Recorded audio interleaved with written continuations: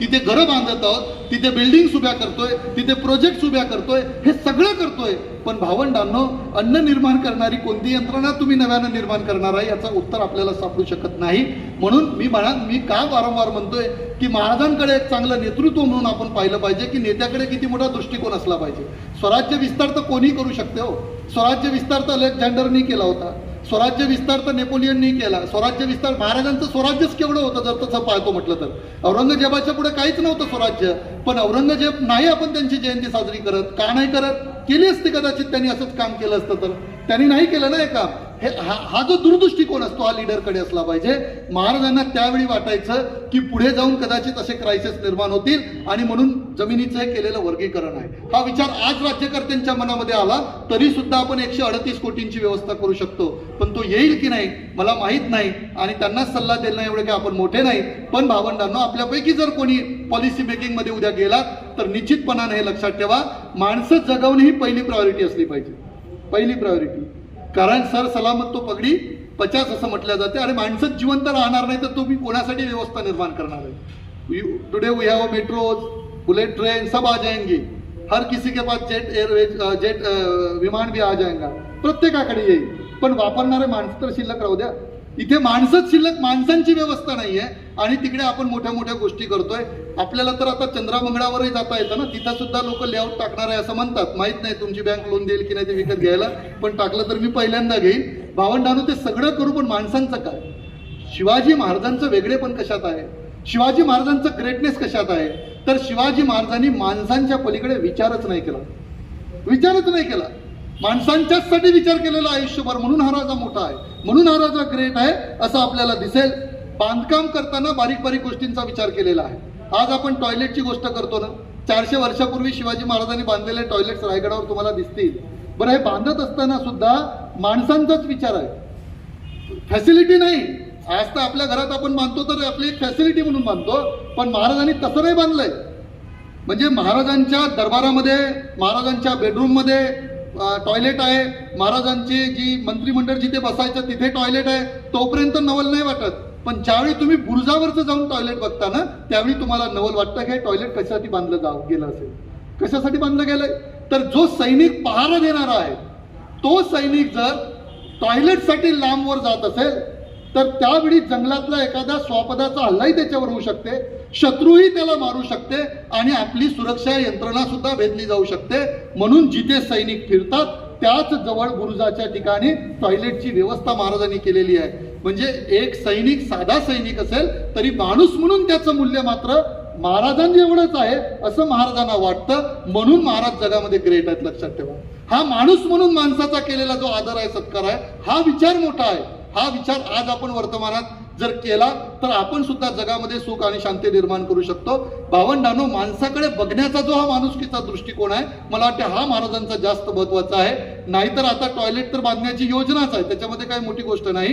पण हा विचार बघा, आजही आमच्या ताडोब्यामध्ये सर बफर झोनमध्ये माणसं सकाळी टॉयलेटला जातात, त्यांच्याकडे व्यवस्था नाही आणि कोणीतरी तिकडून येऊन एखादी बिबट, एखादी लेपर्ड, एखादी टायगर येतो, एखादी रानडुक्कर येतं आणि सहज त्या माणसाला मारून टाकतं. ही आज 2023 मध्ये घडणारी घटना आहे.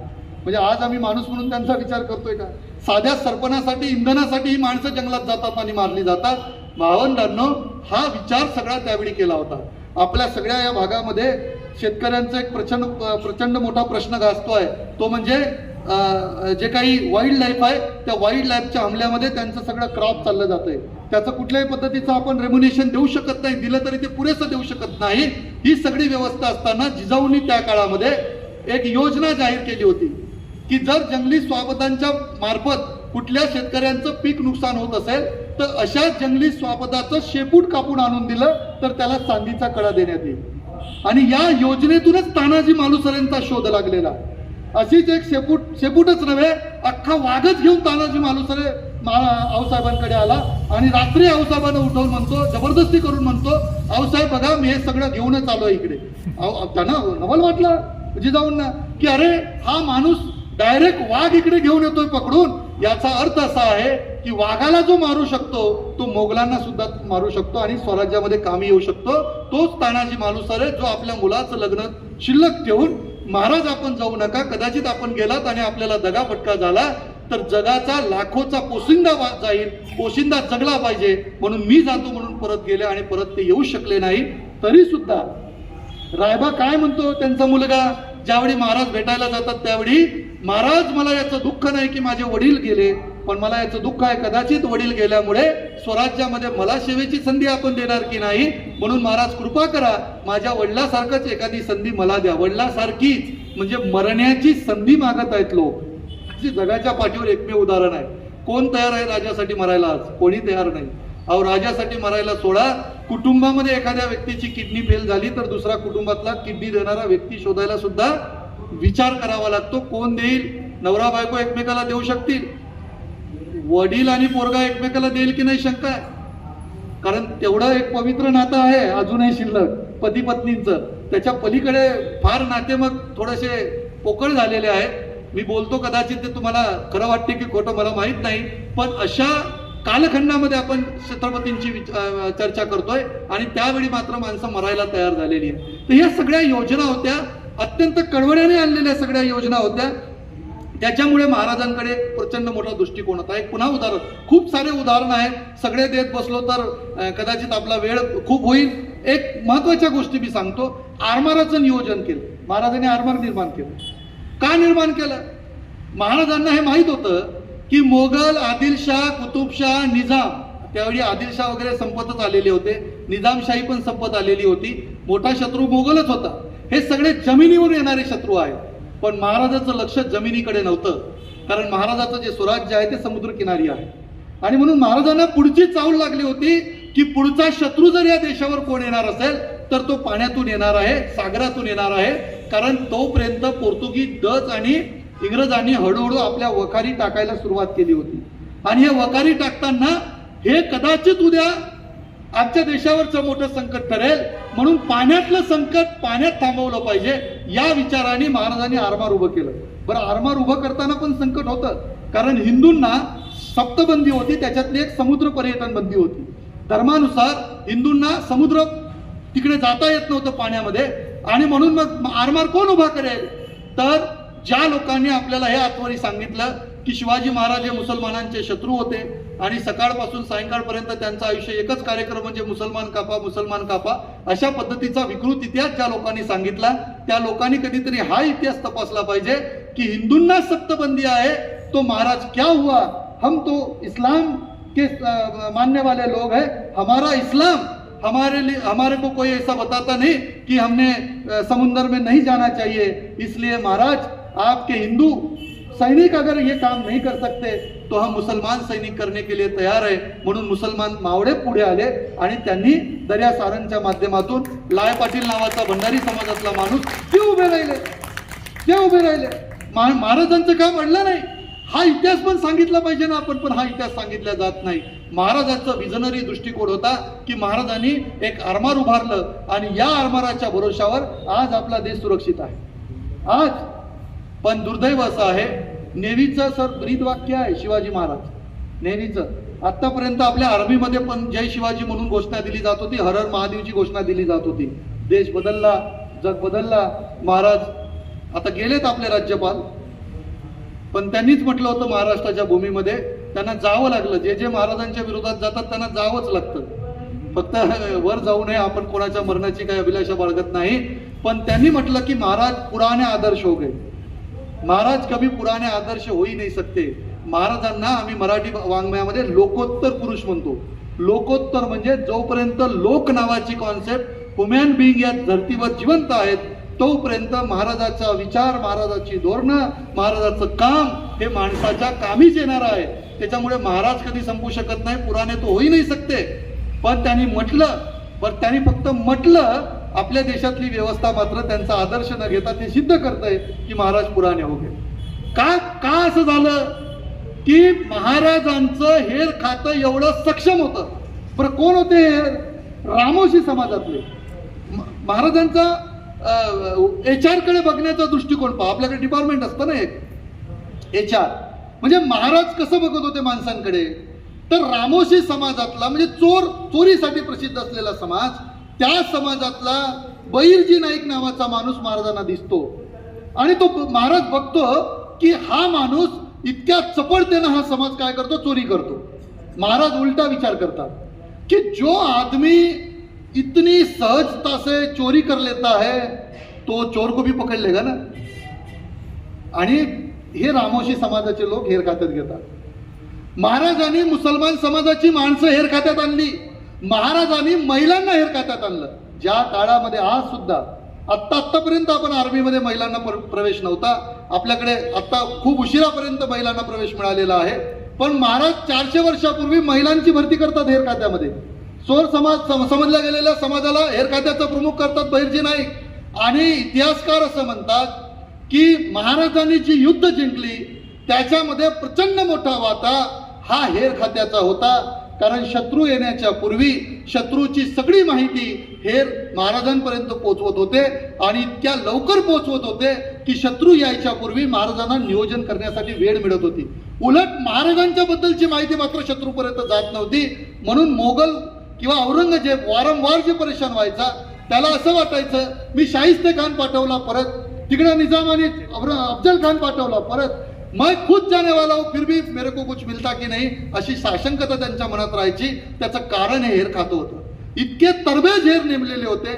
वर्तमान काळामध्ये कसाब नावाचा एक 18 वर्षाचा पोरगा पाकिस्तानमधून निघतो, भारतात येतो, मुंबई सारख्या शहरामध्ये येतो, बोटीनं येतो, उतरतो. त्याच्यानंतर तो काही सैनिक त्याचे हॉटेल ओबरायमध्ये जातात, काही CST ला जातात, सगळीकडे जातात. तिथे जाऊन बंदुकांच्या गोळीनं कामते कडसकर सारखे शूरवीर माणसं मारली जातात. पण आमच्या देशातल्या रॉ आणि IB ला पता सुद्धा लागत नाही का हा येणार आहे.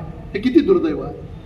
अरे शत्रूच्या नखाचं वर्णन सुद्धा छत्रपती शिवाजी महाराजांकडे देणारा बहिर्जी नाईक कुठं, आणि आता आत्ताची आपली रॉ आणि IB ची व्यवस्था कुठं.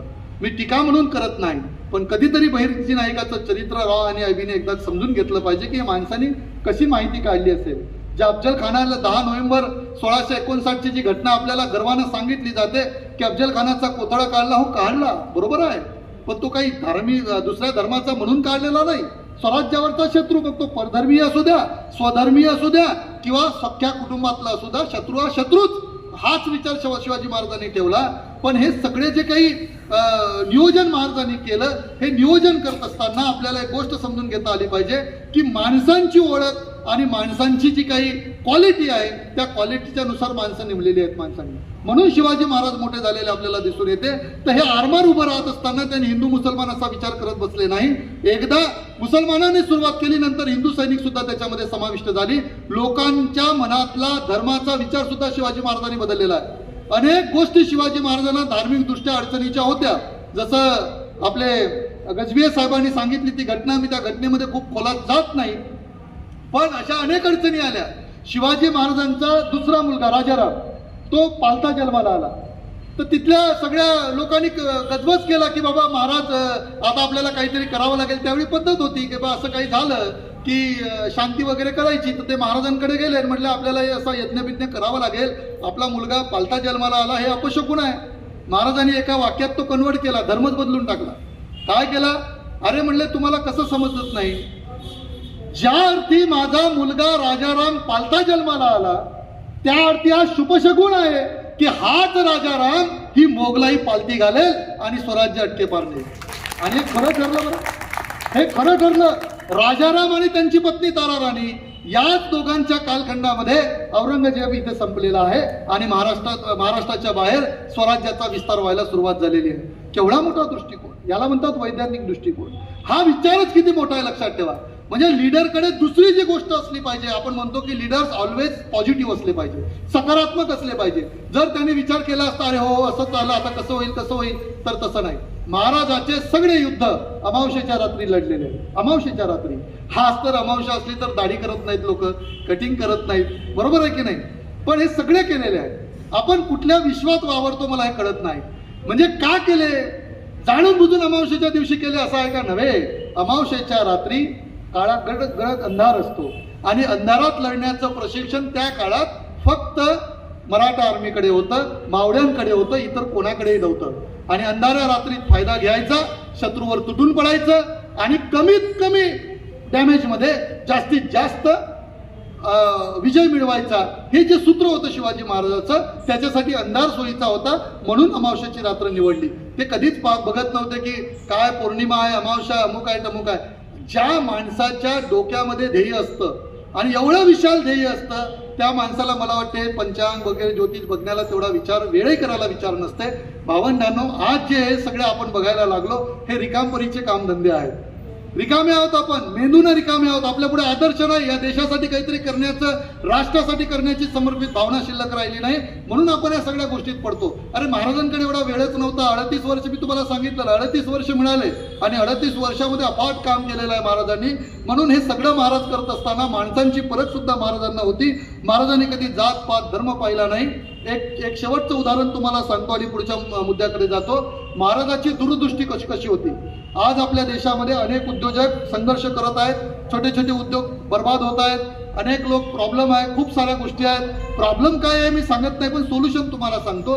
छोट्या छोट्या गोष्टी केल्या महाराजांनी, ज्या आज आपण केल्या तर आपल्या देशापुढचे प्रश्न सुटू शकतात. मिठाचा उद्योग होता आपल्या कोकणामध्ये आणि शेजारीच तिकडे गोव्यामध्ये सुद्धा फिरंग्यांनी मिठाचा उद्योग सुरू केला होता. आता तो जो मीठ आहे ते मीठ स्वस्त होतं. का स्वस्त होतं तर पहिल्यापासूनची एक गोष्ट समजून घ्यायची, जे लोक टेक्नॉलॉजीच्या सोबत गेले त्यांचं प्रोडक्ट स्वस्त राहतं आणि जे आपण मॅन्युअली जे करतो त्यांचं प्रोडक्ट हे महाग राहतं. आज सुद्धा भारतीय शेतीचं वास्तव हेच आहे. आणि म्हणून ज्यावेळी मिठांचा व्यापार डबघाईस आला, ते मीठ स्वस्त होतं आणि आपलं मीठ महाग व्हायला लागलं. त्यावेळी मिठाचे व्यापारी महाराजांकडे आले आणि म्हणाले, महाराज कसंही करा पण आमचा मिठाचा व्यापार वाचवा. कारण व्यापार जर वाचला नाही तर बाजारपेठा उद्ध्वस्त होतील आणि बाजारपेठा उद्ध्वस्त झाली तर महसूल कमी येईल. महसूल कमी आला तर लोक कल्याणकारी राज्यासाठी खर्च कमी म्हणजे करता येणार नाही. बघा, म्हणजे it should be very connected. म्हणजे हे असं नाही आहे की आलं महाराजांच्या मनात आणि केलं महाराजांनी, असं नव्हे. महाराजांनी प्रचंड विचार केलेला आहे. शेतीमध्ये काय इन्व्हेस्टमेंट केली महाराजांनी, शेतीमध्ये का धरणं बांधले, का पाणी दिलं, बीज दिलं महाराजांनी, गायी दिल्या, माशी दिल्या महाराजांनी, चांगल्या चांगल्या पद्धतीची उत्तम जातीची बैल दिली, नांगर दिले बनवून, लोन दिलं बिनव्याजी. सर कोई व्याज नाही उसका. म्हणजे कर्जमाफी तर केलीच महाराजांनी, पण नंतर बिनव्याजी कर्जही दिलं. हे सगळं का दिलं? कारण शेतीमध्ये जर इन्व्हेस्टमेंट वाढली तर शेतकऱ्यांच्या हातात पैसा येईल, आलेला पैसा मार्केटमध्ये येईल, मार्केटमध्ये पैसा आल्याच्या नंतर राज्य व्यवहार जो चालत राहतो तो चालू राहील. महसूलही मिळत होता शेतीमधूनच मोठ्या प्रमाणात. म्हणून जिथून जास्त महसूल मिळते तिथे जास्त इन्व्हेस्टमेंट करायचं हे छत्रपती शिवाजी महाराजांचं धोरण होतं. आज थोडंसं धोरण चुकीचं आहे, आज थोडंसं धोरण उलटं आहे. मला हा मुद्दा मांडताना अवघडल्यासारखा वाटत आहे, कारण आपण SBIचे सगळे कर्मचारी आहे. पण मी सगळ्यांची माफी मागून हे आपल्या पुढे मांडतो. कदाचित मी इकॉनॉमिस्ट नसल्यामुळे माझं चुकू शकते, पण माझ्या भावंडांनो, या देशाच्या बेरोजगारीचं उत्तर देण्याच्या क्षमता फक्त 2च घटकामध्ये आपल्या देशामध्ये, एक ॲग्रिकल्चर आणि दुसरा आपला निसर्ग. मी टुरिझममध्ये PhD केलेला आहे. त्याच्यामुळे भारताकडे जेवढा निसर्ग अवेलेबल आहे याचा पर्यटन म्हणून जर वापर केला तर खूप मोठ्या प्रमाणावर सर्व्हिस इंडस्ट्री आपण डेव्हलप करू शकतो. आणि देशामध्ये जे काय ॲग्रिकल्चर सेक्टर आहे तिच्यामध्ये जर तुम्ही इन्व्हेस्टमेंट वाढवलं तर आपण जगभरामध्ये अनेक देशांना आपलं अन्नधान्य विकू शकू आणि एक मोठी इकॉनॉमी आणि मोठी रोजगाराची संधी निर्माण करू शकू. पण आपल्याकडे प्रॉब्लेम असा है, हम 10 एकड़ का 7-12 लेकर अगर आपके पास आएंगे सर, तो आप हमको 20,000 गुणिला 10 मुझे 2 लाख रुपए लोन देते हो, और अगर मैं 1 एकड़ का 7-12 लेके विद प्रोजेक्ट के साथ आता हूँ तो आप मुझे 2-4 करोड़ का प्रोजेक्ट लोन सैंक्शन कर देते हैं. ये बहुत दुर्व्यवस्था है. इसके बारे में सोचना चाहिए कि अरे भाई, मैं 10 एकड़ में 10-20 लोगों को काम दे रहा हूँ, मैं बहुत ज़्यादा लोगों को भी काम दे सकता हूँ और बहुत लोगों का पेट भी पाल सकता हूँ, लेकिन मेरा वैल्यूएशन 20,000 रुपये है. मुझे बहुत बुरा लगता है कभी कभी जब मैं सोचता हूँ कि इस देश की व्यवस्था, इस देश की डेमोक्रेसी किसके लिए काम कर रही है. और सर, किसी फार्मर ने आपका आज तक लोन नहीं ये किया होगा, आपने माफ किया तो राईट अप हो गया, लेकिन या देशातल्या कोणत्याही शेतकऱ्याने आजपर्यंत बँकेचं कर्ज बुडवलं नाही. माझे सासरे, थोड्या वेळ रेकॉर्डिंग ऑफ कर रे. माझे सासरे एका बँकेच्या लोनमध्ये अडकले होते, तुमच्या SBIच्या. चुकीनं त्यांना माहीत नव्हती ती स्कीम आणि चुकीनं ते अडकले. त्याच्यानंतर माझ्या सासऱ्यांनी अत्यंत मेहनतीनं ते सगळे पैसे भरून दिले त्यांची बँक, त्यांचं घर सगळं आपल्या बँकेनं गहाण लावलं होतं औरंगाबादच्या शाखेमध्ये, पण हे सगळं त्यांनी केलं. मीच त्यांना सल्ला दिला होता, म्हटलं या देशामध्ये विजय मल्ल्या जर 5,000 कोटी रुपये बुडवू शकते तर म्हटलं मते साहेब तुम्ही कशाला हे 40-42 लाखाचा विचार करता, आपली तर लोन बुडवण्याची लिमिट 200-300 कोटीची आहे, कशाला विचार करता भरण्याचा. पण त्यांनी तसं नाही म्हटलं, त्यांनी म्हटलं नाही हे भरावंच लागेल, हे भरलंच पाहिजे, कारण त्यावेळी त्यांनी आम्हाला मोठ्या वेगळ्या विचाराने हे लोन दिलेलं आहे. इतने तो ईमानदार हम लोग है सर, हमने कभी एक रुपया कोणाचं लोन आम्ही कास्तकारांनी बुडवलं नाही. तरी आमच्यामध्ये इन्व्हेस्टमेंट का नाही, आमच्या शेतीमध्ये इन्व्हेस्टमेंट का नाही. एक असा राजा होता ज्या राजाने आज्ञापत्र काढून शेतकऱ्यांचं कर्ज माफ केलं आणि पुढची व्यवस्था कशी लावली मी ते तुम्हाला सांगतो. राजाच्या आज्ञापत्रात लिहिलेलं आहे की या लोकांना परत लोन द्या, लोन दिल्याच्या नंतर ते बिनव्याजी द्या, आणि वसुलीचे नियम असे होते की जर समजा तो शेतकरी ज्यावेळी लोन परतफेड करण्याच्या स्थितीत येईल तेव्हा त्याचं लोन वसुलीला सुरुवात करा, टप्प्याटप्प्यानं लोन वसूल करा, आणि तोपर्यंत त्याला अन्नधान्य द्या, त्याच्या बैलाला चारा द्या, त्याच्याकडे जर व्यवस्था नसेल तर बियाण्यासाठी सुद्धा अनुदान द्या. अशा पद्धतीचं धोरण आपल्या देशात होतं. त्यामुळे एकही शेतकरी आत्महत्या झाली नाही. आज मला माहित नाही की लोनच एकमेव कारणीभूत शेतकऱ्यांच्या आत्महत्याला आहे की असं मी म्हणत नाही, पण भावंडांनो हा एक मोठा भाग आहे की ज्यामध्ये आम्ही आमचं भविष्य शोधतो, त्या ठिकाणची कोणतीही सुरक्षितता आम्हाला शेतकऱ्यांना नाही. आणि म्हणून एका वेगळ्या अर्थानं आम्ही विचार करायला पाहिजे की कशा पद्धतीनं आपण या देशामध्ये शिवाजी महाराजांचा विचार करतो आहे. तर हे सगळं विजन होतं शिवाजी महाराजांचं, इन्व्हेस्टमेंटचं विजन होतं, हे आपल्याला समजलं पाहिजे.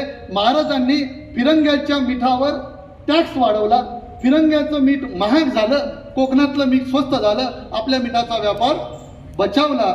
भावंडांनो, आज जे कोणी पॉलिसी मेकर्स आहेत या लोकांनी सुद्धा या देशातली शेती, या देशातली छोटे छोटे उद्योग व्यवसाय जर वाचवायचे असेल तर तुम्हाला चीन, अमेरिका यासारख्या देशांमधून येणारा माल याचा वेगळ्या अर्थाने विचार करावा लागेल. दिवाळीचे दिवे सुद्धा आपण चीनचे वापरतो, आणि दिवाळीच्या दिवशी नव्हे अनेक वेळा चीनचा माल वापरू नका, त्याच्यावर बहिष्कार टाका, हे सांगण्यासाठी सुद्धा मोबाईल चीनचाच वापरतो. ही दुरावस्था आपल्या देशातली. पण काय करावं हे आहे, याच्याबद्दल सुद्धा कुठेतरी आपण विचार केला पाहिजे. दुसरी महत्वाची गोष्ट असते नेतृत्वाची दुसरी बाजू, ते म्हणजे अकाउंटेबिलिटी. या गोष्टीची कमतरता आहे आपल्यामध्ये नाही, जगभरामध्ये. नेतृत्वाकडे उत्तरदायित्व असलंच पाहिजे. आणि काय भावना असली पाहिजे उत्तरदायित्वाची? सर, 1665ला पुरंदरचा तह झाला. पुरंदरच्या तहाच्या वेळी छत्रपती शिवाजी महाराजांच्या स्वराज्यावर चाल करून आलेलं जे संकट होतं, त्यांच्यासोबत आलेले सगळे जे सरदार होते, त्यांनी विचार केला की महाराजांचे किती किल्ले आपण जिंकायचे आणि कसे जिंकायचे. पण त्यांच्यासोबतच त्यावेळी मिर्झा राजे पण त्यांनी सांगितलं की हे तुम्ही किती जरी किल्ले महाराजांचे जिंकले तरी काय फरक पडत नाही मराठ्यांना. मराठे आज किल्ला हरतात ना उद्या पुन्हा परत मिळवतात, ते कौशल्य त्यांच्याकडे आहे. मराठ्यांचा किंवा शिवाजी महाराजांचा प्राण कशात आहे, तर तो गडकोट किल्ल्यात नाही, तर त्यांचा प्राण रयतेत आहे. तुम्ही जेवढा त्रास लोकांना द्याल शिवाजी महाराज तेवढा रणांगणावर येतील. आणि हे धोरण अवलंबलं आणि एक गाव जाळायला सुरुवात केली. हेरांनी निरोप दिला, महाराजांनी परत पावली निरोप पाठवला की आहे तिथेच थांबा, कुठलंही गाव जाळू नका, काय पाहिजे ते मागा, जे पाहिजे असेल ते द्यायला तयार आहे. पुरंदरच्या तहामधल्या 3 अत्यंत कठीण अटी होत्या. पहिली अट, 1642 पासून 1665 पर्यंत मिळवलेल्या एकूण 25 किल्ल्यांपैकी 23 किल्ले मागितले मोगलांनी. महाराज एका क्षणाचाही विचार न करतात म्हणतात यस आय एम रेडी. दुसरी अट, जे काही महसुली प्रदेश आहे, मोठा महसुली प्रदेश महाराजांकडून मागितला, महाराज म्हणतात यस, दिला. तिसरी अत्यंत जीवघेणी अट, ती म्हणजे महाराजांनी 50व्या वाढदिवसाला औरंगजेबाच्या आग्र्याला भेटायला यायचं. आता आग्र्याला महाराजांनी भेटायला जायचं म्हणजे मरूनच वापस यायचं, जिवंत वापस यायचा कार्यक्रम नाही. महाराज कसे वापस आले मी ते पुढे एका उदाहरणात तुम्हाला सांगणार आहे. पण महाराजांनी ती अट सुद्धा हसत स्वीकारली, मुलासह भेटायला यावं हे सुद्धा अट स्वीकारली. त्याच्या मागचं एकच कारण होतं की एकही गाव जाळलं जाऊ नये आणि एकाही शेतकऱ्याचं पीक जाळलं जाऊ नये, एकही माझ्या स्वराज्यातला माणूस मारला जाऊ नये. केवळ याच उत्तरदायित्वाच्या भावनेपोटी, काळजीपोटी महाराजांनी कमवलेलं आयुष्यातलं जवळपास 80% स्वराज्य शत्रूला देण्यासाठी महाराज तयार होतात 1665ला. तुम्ही लक्षात घ्या, आज जर इतक्या उत्तरदायित्वाच्या भावनेनं काम करणारे राज्यकर्ते आपल्या देशाला लाभले असते तर या मातीमध्ये काय कमी आहे हो? कुठले मिनरल्स कमी आहे सांगा? कुठल्या गोष्टी कमी आहे? 3 प्रकारचं हवामान आहे, अत्यंत चांगल्या गोष्टी आपल्याकडे आहे. आपणही जगावर राज्य केलं असतं, पण महाराजाच्या नीतीनं चालणारी माणसं, महाराजांमध्ये असलेल्या उत्तरदायित्वाच्या भावनेनं चालणारी माणसं आज आपल्याकडे आपण निर्माण करू शकत नाही. हे आपलं लॅकिंग आहे. आणि म्हणून त्या काळात एक माणूस सुद्धा मारला जाऊ नये म्हणून महाराज 25 पैकी 23 किले द्यायला तयार आहेत. आज तुम लोग हम लोग मर भी गए सर, तो मुझे नहीं लगता हमारे लिए कोई सोचने वाली व्यवस्था इस देश में बाकी है या कोई नहीं आएंगी. म्हणून भावंडांनो लक्षात ठेवा, आपल्याला वेगळ्या दृष्टीनं पाहावं लागेल. काय याच उत्तरदायित्वाच्या भावनेनं आम्ही प्रत्येक लोक काम करतोय. आज मी प्रोफेसर म्हणून काम करत असेल तर विद्यार्थ्यांच्या प्रती माझं उत्तरदायित्व ते दिसतंय का? मी तुम्हाला विचारतोय, दिसतंय का? हे शोधलं पाहिजे. या देशातलं शासन प्रशासन व्यवस्था असेल, या देशामध्ये ज्या ज्या लोकांवर जी जी जबाबदारी असेल, बाकी सगळं जाऊ द्या हो. आर्टिकल 51A आणि जे काही उत्तरदायित्व as a citizen of India म्हणून राज्यघटनेनं आपल्याकडे दिलेलं आहे त्याचं तरी पालन आपण किती लोक करतो हा सुद्धा मोठा एक संशोधनाचा विषय आहे. आणि म्हणून माझ्या भावंडांनो, ही जी काही उत्तरदायित्वाची भावना आहे ही राजांकडे प्रचंड मोठ्या प्रमाणात होती आणि म्हणून त्या दृष्टीनं ते पूर्ण करत होते. पगारांच्या बद्दलचं धोरण हे उत्तरदायित्वाच्या भावनेतून आलेलं आहे. आज आप सब लोग बार बार आपको आंदोलन करना पड़ता है, पे स्केल के लिए सब चीजें करने पड़ती है. एक पत्र आहे तुमच्या पुढे मी वाचून दाखवतो. हा जो पॉंडिचेरी जे लागलेला एक तामिळनाडूला त्यावेळी त्या ठिकाणच्या लोकांचं एक राज्य होतं आणि तो असं लिहितो पत्रामध्ये. मार्टिन नावाचा एक प्रशासक होता पॉंडिचेरीला आणि त्यांनी लिहिलेलं पत्र, म्हणजे त्यांनी डायरी लिहिली, पत्र नाही, तो नोंद करायचा त्याच्या डायरीमध्ये. ती नोंद अशी आहे, शिवाजी महाराजांच्या घोडेस्वारांना सामान्यपणे प्रत्येकी दर महिन्यास 2 पॅगोडा असा पगार मिळतो. हे येथे सांगणे अस्थायी होणार नाही. सैन्यातील सर्व घोडे हे शिवाजीचे मीन सरकारचे, नो प्राइवेटाइजेशन. आज तो सब आपकी भी बैंक शायद प्राइवेट हो जाएगा. No privatisation at all. फिर भी हमारा देश, फिर भी महाराज ग्रेट थे. आपल्या देशात मला काय माहीत नाही कसं कोणाच्या डोक्यात आलं की ठीक 91 को क्या हुआ सर, जो इकोनॉमिक क्राइसिस था उसमें FDI की बात हो रही थी. उसमें कोई ये बात नहीं हुई थी कि हम रेल बेच देंगे, हम सब बेच देंगे, बैंक बेच देंगे, सब बेच देंगे, ऐसा नहीं हुआ था. सिर्फ पैसा जो कम था तो पैसा लाने वाले थे हम बाहर से. मनमोहन सिंह जी को लगता कि पैसा आ जाएगा तो हमारे प्रॉब्लम सॉल्व हो जाएंगे और हो भी गए. प्रायव्हेटायझेशन मुळेच आपण वाचलो हे खरं आहे, हे काही खोटं नाही आहे. सॉरी, ग्लोबलायझेशन मुळे आपण वाचलो, ओपन मार्केट केलं आपण म्हणून वाचलो हे खरं आहे. पण याचा अर्थ असा नव्हता की सारंच विकून टाकायचं, असं नाही आहे ना. हम तो प्रार्थना करते कि हम लोगों को छोड़ दे वरना न जाने कौन से देश में जाके हमको गुलामी करनी पड़ी. कोई भी खरीद सकता है ना, कुछ भी खरीद सकता है. सरकारचे त्या घोड्यांची निगा राखण्यासाठी मोतदार असत, घोडेस्वार याची त्या बाबतीत काही ढवळाढवळ नसेल. देखो, घोड़े का पालन पोषण करने वाला जो है वो अपना काम करेगा, घोड़ा चलाने वाला अपना काम करेगा. आज काय व्यवस्था, ही सिस्टीम निर्माण करू शकलो का आपण? बँकांनी कर्ज द्यावं आणि बँकांनीच वसूल करावं, त्याच्यामध्ये आम्ही ढवळाढवळ करणार नाही असा जर नियम आणला असता तर 10 लाख, मला वाटते 95 का 59 कोटीचं जे राईटअप झालंय अनेक वर्षामध्ये हे कदाचित झालं नसतं. हे सरकारी संपत्ती आहे, तुमच्या आमच्या टॅक्समधून आलेली संपत्ती आहे. हा डुबलेला पैसा कसा वसूल करणार आहे, कोणाकडून करणार आहे सांगा? याची चर्चा होत नाही भावंडांनो, माफ करा. पण आपण बँकेचे कर्मचारी असताना सुद्धा मी सांगतो तुम्हाला, हे प्रचंड मोठं संकट आहे. हे नुसतं राईटअप नावाची जी गोष्ट आहे आम्हाला कळत नाही अशातला भाग नाही आहे. आता आमच्यासारखे शिकले सवरलेले लोक आहेत, त्यामुळे लोकांनी विचार करायला पाहिजे की आम्ही काय करतो आहे. हे जे कोट्यावधीचं राईटअप चाललेलं आहे NPAच्या नावाखाली, किती आपण बँका आणखी बुडवणार आहोत. हे ज्याचं त्याला करू द्या ना, लोन देणारे चांगल्या पद्धतीने. आप लोग जानते हैं ना सर हमसे कैसे वसूल करना है, आपने करना चाहिए, लेकिन शायद आपको करने देते नहीं करने देते, मेरे को अंदर की पॉलिसी मालूम नहीं, लेकिन बाहर से जो दिखता है मैं उसके बारे में बात करता हूँ. वो बोलते आहे पुढे असं लिहितात, दर 2 माणसांमागे 3 घोडे. लक्षात घ्या, दर 2 माणसांमागे 3 घोडे असत. यामुळे शिवाजी महाराजांची सैन्य इतकी चपळ का याची आपणास कल्पना येईल. शिवाजी महाराजांच्या शत्रूला असं वाटायचं की शिवाजी महाराजांचे सैन्य लांबवर आहे, परंतु शत्रू विचार करेपर्यंत शिवाजी महाराजांची सैन्य त्यांच्यावर पोहोचत असती, असे त्याचं कारण हे होतं. म्हणजे 2 घोडेस्वाराच्या मागं किती घोडे? 3 घोडे. थकला तर दुसरा. आता तर कर्मचारी भरती बंद. कदाचित एकच बँक मॅनेजर 4-4 ब्रँच पुढे सांभाळतील आणि त्यांनी सांभाळाव्या, कारण ते सगळं ऑनलाईन आहे. बरोबर आहे का नाही? काय अडचण आहे? घरून बसून सुद्धा तुम्ही सगळे लोक काम करू शकता. फक्त आमचे पैसे वेळेवर देत जा. नाही तर एकाच कॅशियरनं 4 ब्रँचचा जर व्यवहार सांभाळतो म्हटलं तर आमची प्रॉब्लेम होईल. सर, कुठल्या बँकेत आम्ही अकाउंट काढावं, हे धोरण आहे. कंत्राटी धोरण, चपरासी कंत्राटी, सारे कंत्राटी. महाराज इकडे सरकारी म्हणताय, तुम्ही कंत्राटी म्हणताय.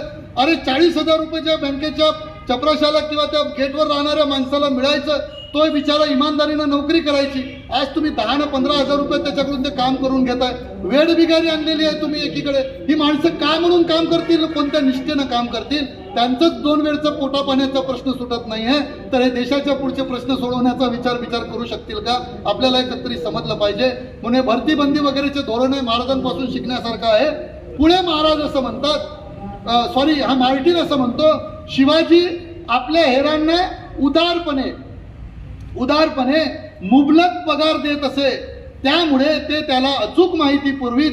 ह्या कारणांनी त्याला आपले विजय प्राप्त करणे बरेच सोयीचे होईल. हे मी म्हणत नाही, समकालीन जो पांडिचेरीचा प्रशासक आहे मार्टिन नावाचा, त्यांनी लिहिलेली डायरीतली नोंद आहे. माझ्या भावंडांनो, आज आपण लक्षात घ्या, ही भावना जर काम करणाऱ्यांच्या प्रती बाळगली असती, अशा पद्धतीच्या पगाराच्या सिस्टीम्स आणल्या असत्या, आम्हाला भरपूर पगार मिळतो. म्हणजे मी नॉन ग्रँटला पण ग्रँटेड प्राध्यापक जे आहे, आम्हाला 2,75,000 पगार आहे सर, प्रोफेसर को. और कितना पढ़ाना है? बच्चा आए तो ही पढ़ाना है, नहीं आए तो पढ़ाना ही नहीं. ओनली 4 लेक्चर्स, और वो भी पूरे पढ़ाई के साथ पढ़ाना, ऐसे गवर्नमेंट सोचती है. लेकिन ऐसी एक डायरी होती है हमारे पास, अभी नहीं है, तो वो डायरी अशी फाटली होऊन जाते तरी तेच नोट्स असतात. आणि हे सगळे लोक आमचे एवढे आम्ही हुशार असतो, बोर्ड ऑफ स्टडीज मध्ये आम्हीच असतो. आम्ही वर्षानुवर्ष अभ्यासक्रम बदलू देत नाही, कारण अभ्यासक्रम बदलला तर नवीन नोट्स तयार कराव्या लागतात. दिस इज द फुलिश थिंग. असो, मला त्यांच्या पगारावर ऑब्जेक्शन आहे, मला कोणाच्याच पगारावर ऑब्जेक्शन आहे. मी त्या प्रोफेशनमध्ये कशाला ऑब्जेक्शन देऊ? पण मला असं म्हणायचं आहे की जर एक माणूस 5 तास 10 तास काम करताय, दुसराही माणूस तेवढाच तास काम करताय, तर why we are not think about the equality? आणि हमारा कॉन्स्टिट्यूशन बताता है ना, मैं दिलीप चौधरी थोडी बता रहा हूँ. आमचं कॉन्स्टिट्यूशन म्हणते की समता आहे, सगळ्यांना समान काम समान दाम दिलं पाहिजे. महाराजांच्या यशामध्ये हे काम होतं. आज आहे का अशी व्यवस्था? आज अशी व्यवस्था नाही. रस्त्यावर दिवसभर त्या पोलिसांकडून पिळून काम घेता, त्यांना पगार देता 35,000 रुपये. मग का तो 200-400 रुपयाची अपेक्षा करणार नाही आमच्यासारख्या लोकांकडून गाडी पकडल्यावर? तुम्ही त्यांना 1,00,000-1.5 लाख रुपये पगार द्या ना, ते जास्त महत्वाचे आहे. उलट आम्हाला थोडासा कमी केला तरी काय अडचण नाही, पण त्यांना तर जास्त दिला पाहिजे. पण आम्ही ते करत नाही. नर्सरीमध्ये प्रायव्हेट कॉन्व्हेंटमध्ये शिकवणारे माणसं 4,000 रुपयात काम करत आहेत, आणि जिल्हा परिषदच्या शाळेमध्ये शिकवणारे माणसं 70,000 रुपयात काम करत आहेत. का म्हणून ते कसं काम करतील, कसं काय होणार आहे? आणि म्हणून इथे कोणी आता म्हणजे काय म्हणू त्याला, हिरवे कुठेच आता ते रान राहिले नाही, झाडाचं एकही आता ते पान राहिले नाही, प्रश्नात स्वतःच्या सारेच गर्क झाले, कोणेच इथे आता महान राहिले नाही, असं एका कवीनं म्हणलेलं आहे. ते खरं आहे. हे धोरणं आपण अडॉप्ट करायला पाहिजे होते की नाही? ही धोरणं आपण अडॉप्ट करू शकलो नाही, म्हणून हा सगळा प्रॉब्लेम आहे. उलट जुनी पेन्शन मिळते का आपल्याला सगळ्यांना? पाहिजे का आपल्याला सगळ्यांना? भावंडांनो, मी सुद्धा जुन्या पेन्शनचा समर्थक आहे. जुन्या पेन्शन जर तुम्हाला पाहिजे असतील तर या देशातल्या सर्वांच्या पेन्शन बंद करा. याच्यासाठी 1 दिवस बंद करा, ऑटोमॅटिक दुसऱ्या दिवशीपासून सगळ्यांना पेन्शन मिळते. पण आपला प्रॉब्लेम काय, आपण पेन्शन मागण्यासाठी आंदोलन करतो, त्याची कोणी दखल घेत नाही. मागायचंच नाही. आमदार, खासदार, मंत्री सगळे जे असतील सगळ्याचं बंद करा म्हणा. दुसऱ्या दिवशी सगळेजण विचार करतील, अरे अपना भी बंद हो रहा, उससे अच्छा चलो सबको चालू कर दो, जो होगा वो देखा जाएगा. आणि पैसे प्रॉब्लेम नाही, लक्षात ठेवा. पैसे काही प्रॉब्लेम नाही. मोगलांनी याच डचांनी शिवाजी महाराजांच्या छावणीचं वर्णन केलेलं आहे एका ठिकाणी, फ्रेंचांनी वर्णन केलेलं आहे, सॉरी. ते असं म्हणतात, शिवाजी महाराजांच्या छावणीत डामडोल नव्हता, छावणीत बायका माणसं नव्हती, अतिरिक्त सरंजाम नव्हता, फक्त जाड्या भरड्या कपड्याचे तंबू होते. तेही किती म्हणाल, तर एक तंबू स्वतः शिवाजी महाराजांसाठी आणि दुसरा त्यांच्या मुख्य प्रधानासाठी. सरकारी तिजोरीत जमा झालेला पैसा कसा उत्तरदायित्वाच्या भावनेतून वापरला पाहिजे त्याचं हे उत्तम नमुना आहे, उदाहरण आहे. काय आमचे राज्यकर्ते वापरतील असं? सोडतील स्वतःचे मोठमोठाले बंगले, सोडतील स्वतःची Z+ सिक्युरिटी. काय आम्ही आमच्या गाड्याच्या तापात टाळू शकतो? आमच्या मागं पुढं फिरणारी माणसं सिक्युरिटी कमी करू शकतो? नाही करू शकत माझ्या भावंडांनो. पैसा इथं खर्च होत आहे. ज्या गोष्टीची गरज नाही तिथे आम्ही पैसा खर्च करतोय आणि दुसरीकडे म्हणतो की या गोष्टींसाठी आमच्याकडे पैसा नाही. पैसा नाही असं होऊ शकत नाही. जेवढं अर्थशास्त्र आम्हाला कळतं, जेवढा अर्थशास्त्राचा अभ्यास आम्ही केलेला आहे, आज सगळ्यात जास्त टॅक्स आपण पे करतोय 2023 मध्ये. कधी नव्हे एवढे पैसे सरकारकडे जमा होत आहे. तुम्ही सगळ्या कर्मचारी संघटनांनी एखाद्या वेळेला विचारलं पाहिजे, सर माधव सर कभी तो पूछ लो ना कि ये पैसा जा का रहा है, इसका भी तो कोई एक व्हाईट पेपर निकाल लो. अहो आम्हाला 2,75,000 पगार मिळते असं जेव्हा म्हणतो ना, तेव्हा 70,000 रुपये तर नुसते याच्यातच जाते, इन्कम टॅक्स मध्येच जाते. मग हा पैसा चालला कुठं? पैसा कोण खर्च करत आहेत? पैसा कुठं चाललाय, कुठं डम होतो आहे याचाही विचार आपण केला पाहिजे. एक राजा प्रजेच्या हातात सोन्याचं दान देत असताना स्वतःच्या गळ्यात कवड्यांची माळ घालतो आणि सांगतो की राजा हा उपभोग शून्य स्वामी असतो, आणि दुसरीकडे मात्र ही व्यवस्था आपण निर्माण करू शकलो नाही. माझ्या भावंडांनो, सरकारी यंत्रणांवरचा खर्च जरी आम्ही कमी केला तरी शेतकऱ्यांवरचं कर्ज आपण मिटवू शकतो. या देशामध्ये चांगली शिक्षण व्यवस्था देऊ शकतो, आपण चांगली आरोग्य व्यवस्था देऊ शकतो. पण हे होत नाही. आणि हे का होत नाही? कारण हे उत्तरदायित्वाची भावना आज शिवाजी महाराजांकडून आपल्याला शिकायची गरज आहे, ते आपण करू शकत नाही.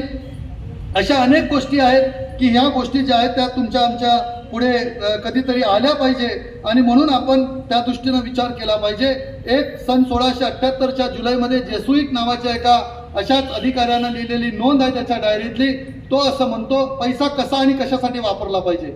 I am not going to oppose bullet train और मेट्रो वगैरे ह्या सगळ्या गोष्टी आल्याच पाहिजे, आम्हाला ते म्हणणं नाही आहे. पण आज आमच्या मुख्य गरजा काय आहेत याचा विचार करून जर ही पैसे वापरले गेली, साधनं वापरला गेली, तर माझ्या भावंडांनो, या देशाच्या अर्थव्यवस्थेमध्ये सुद्धा एवढी ताकद आहे की आपणही आपल्या देशातल्या लोकांचं पर कॅपिटल इन्कम वाढवू शकतो.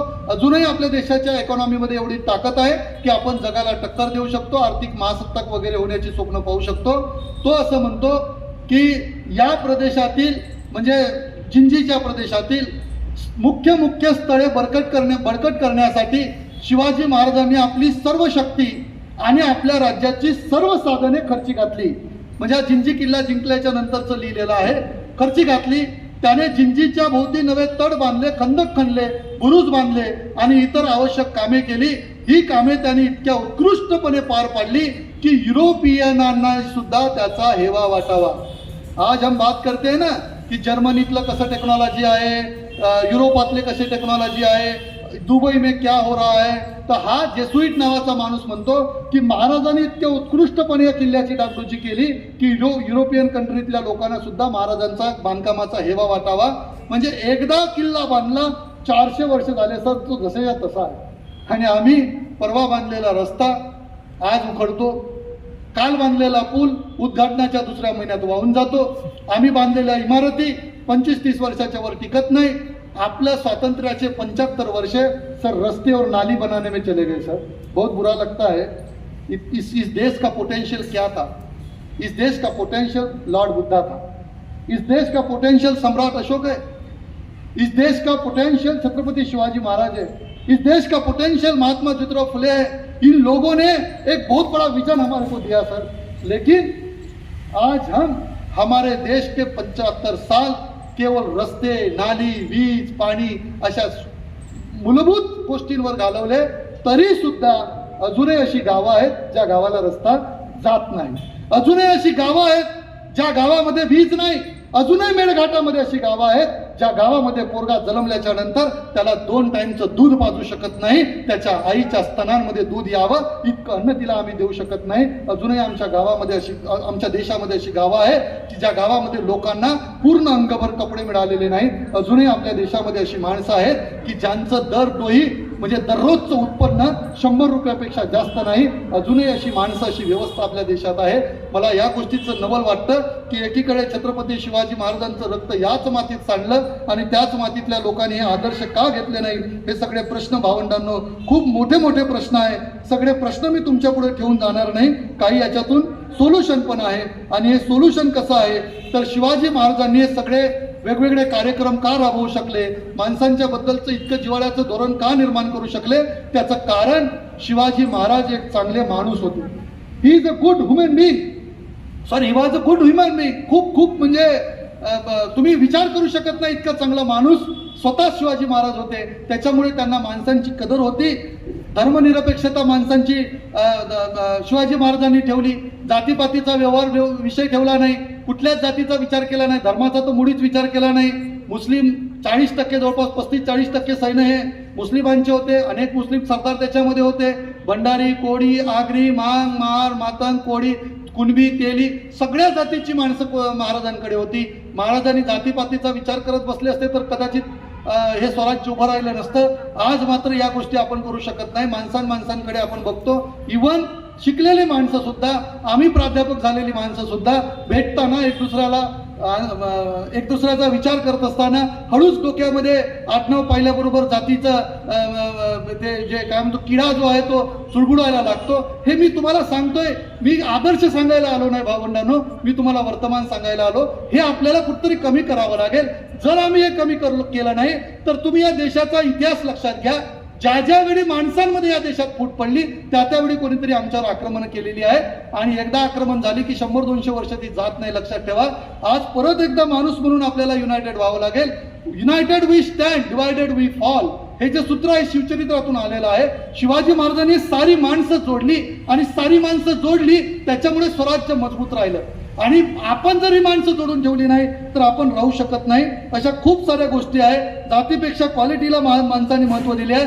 शत्रूबद्दल देखील माणुसकी बाळगलेली आहे. शत्रूबद्दल म्हणजे जर समजा रणांगणामध्ये शत्रूचे सैनिक मारले गेले तर मारल्याच्या नंतर त्यांच्या प्रेतांची हाल होऊ नये म्हणून हिंदू मारले गेले तर त्याला जाळावं, मुसलमान मारले गेले तर त्याला गाळावं, आणि सगळी व्यवस्था कोणी करावी तर स्वराज्याच्या खजिन्यामधून करावी, असे अध्यादेश आहे महाराजांचे. म्हणजे एकदा माणूस संपला की शत्रुत्व संपून जाते.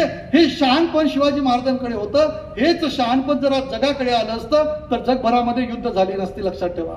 म्हणून आपल्याला हे शहाणपण जगाला शिकवण्याची गरज आहे. सैनिकांच्या प्रती जो जिव्हाळा आहे तो जिव्हाळा किती पराकोटीचा आहे, लक्षात घ्या. शिवा काशीत ज्यावेळी पन्हाळा गडाच्या वेढ्यातून शिवाजी महाराज बनून बाहेर पडले आणि मी जातो सिद्धी जोहारला भेटायला, तुम्ही महाराज निघून जा असं म्हणायला लागले, त्यावेळी महाराजांच्या डोळ्यात अश्रू येतात. कारण त्यांना माहित आहे पुन्हा हा माणूस वापस येणे नाही. ज्यावेळी पन्हाळगडाच्या त्या पावनखिंडामध्ये ज्यावेळी बाजू प्रभू देशपांडे म्हणतात की मी महाराज इथं थांबतो, आपण वर जाऊन गडावर जा, त्यावेळी महाराजांच्या डोळ्यामध्ये अश्रू येतात. त्यांना माहीत असते पुन्हा बाजू प्रभूंची भेट होणेच शक्य नाही. माणसं आपल्या पुढे मरत आहेत आणि त्याची कणव राजाला येते. म्हणून हा राजा जगात सर्वश्रेष्ठ होऊ शकतो. हा राजा जगला पाहिजे म्हणून मदारी मेहतर आग्र्याच्या दरबारामधून सुटत असताना त्यांच्या बेडवर झोपायला तयार होतो की महाराज आपण जा, मी या ठिकाणी मरायला तयार आहे. ही मरण डोळ्यापुढं आहे.